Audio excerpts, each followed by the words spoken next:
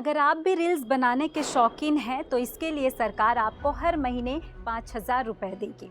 दरअसल सरकार पेयजल और स्वच्छता विभाग और जल शक्ति मंत्रालय द्वारा एक अनोखा रील मेकिंग कंपटीशन रखा, जिसमें आप अपने गांव के बदलाव को, स्वच्छता और जल में बदलाव को अपने शब्दों में बयां कर सकते हैं। जिसका भी रील हर महीने 5 रील चयन किया जाएगा। जिसका भी रील सबसे ज़्यादा अच्छा होगा, सरकार उसे हर महीने 5,000 रुपये देगी। अब इस रील को बनाने का जो फॉर्मेट होगा वो MP4 फॉर्मेट में बनाना होगा। 90 से 150 सेकंड तक का आपका वीडियो होना चाहिए। हिंदी और इंग्लिश में वीडियो बनाना है, लेकिन अगर आप स्थानीय लैंग्वेज में भी बनाना चाहते हैं तो बना सकते हैं, लेकिन आपको लास्ट में डिस्क्रिप्शन जो है वो हिंदी इंग्लिश में देना होगा।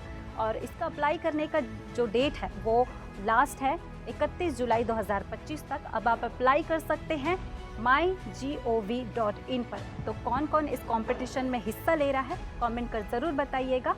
और ऐसे ही अपडेट्स के लिए हमारे चैनल CG भास्कर को फॉलो एंड सब्सक्राइब करना ना भूलें।